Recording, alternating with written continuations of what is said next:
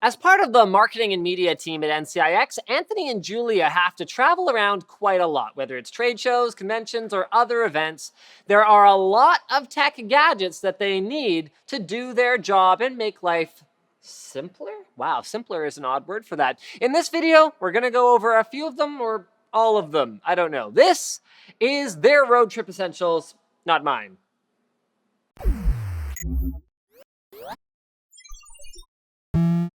The first and most important thing you'll need, something to carry all of your junk in. Anthony uses the Thule Perspective Day Pack, which is just a fancy name for backpack.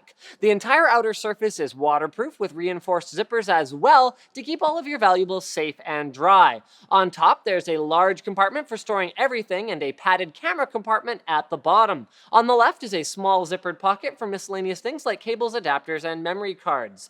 If you frequently travel with your camera gear, then we strongly recommend you invest in a bag or a case with padded compartments. You don't want your equipment being tossed around, jostled, or bumping along other hard objects inside. I mean, I know camera gear actually can be pretty tough, but still, you can't afford to scratch your lens or break a piece of equipment when you're on the road. Even if you have the money to replace it, you might not be able to find one.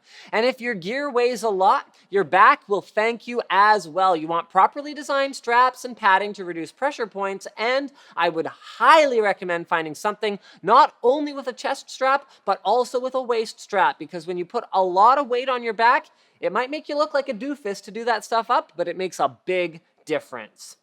Inside the camera compartment, Anthony keeps his Nikon D600, as well as a Sigma 35mm lens, a Panasonic GH2 and Panasonic 12 to 35mm lens. One of them is for photo and one of them is for video, although I'm pretty sure they make devices now that can do both, Anthony. They also carry a wireless Sennheiser lavalier mic receiver, transmitter, and microphone for audio, and this is just his personal kit. When Jack and Keys travel for media coverage, they actually bring everything in a heavy-duty padded Pelican case, but that's probably another video. In the top pocket, you'll find the following: an NVIDIA Shield tablet for watching movies on the plane, playing games in the hotel room, you know, stuff that people use tablets for. Lots of spare micro SD cards because you can never have enough of those.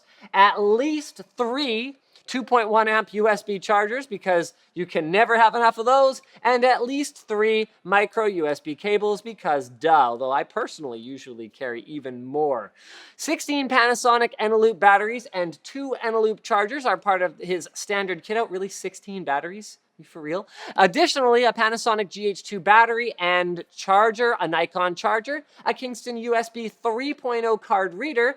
This one is handy. This Patriot on-the-go card reader. It reads, here we go. So it's micro USB or SD on the side, and then it's got micro USB on the one end, and then full-size USB on the other, so you can actually use it with your phone or your computer.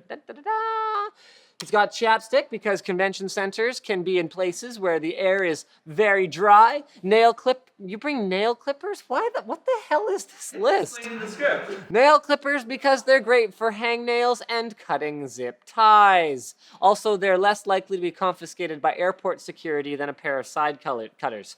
He's got a Gorilla Pod since it's a great tripod for weird places, if you know what I mean, and makes a pretty good selfie stick too if it comes to that sort of thing.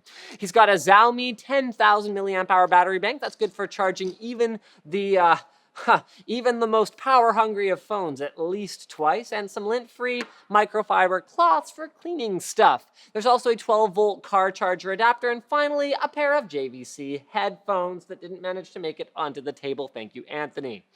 Finally, the pièce de la résistance, an iFixit 54-bit driver kit. This kit will probably have enough bits for you to repair pretty much anything. It's got pentalobe torques and even tri-wing tips, all the sizes for each tip as well. And to top it off, it even has a noodle bit that can bend and flex while still letting you turn the bit. There's even an extension so you can use the bits with a standard drill or electric screwdriver.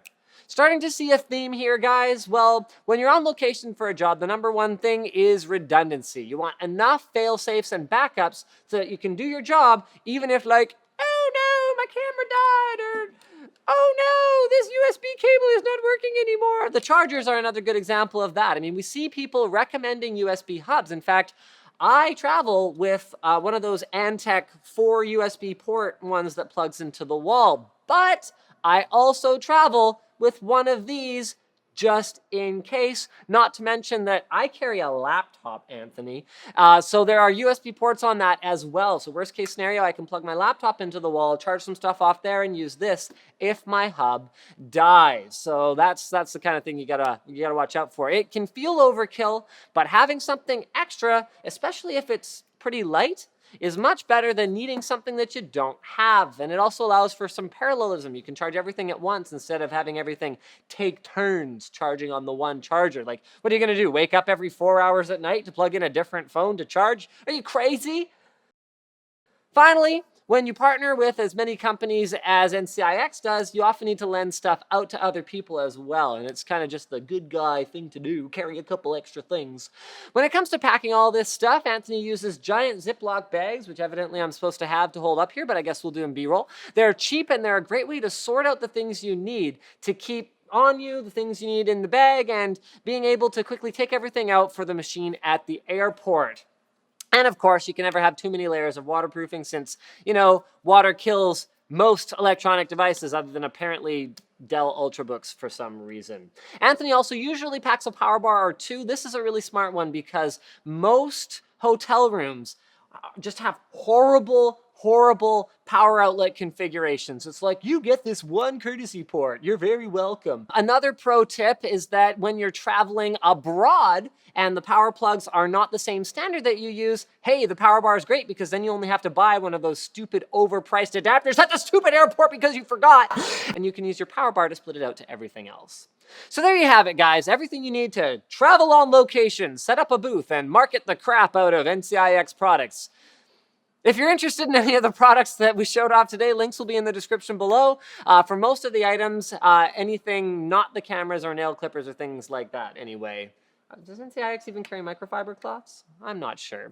Let us know in the comments below what you think of Anthony's kit, what you would bring if you had to travel for work, and what you think he missed in this kit. Things like a laptop.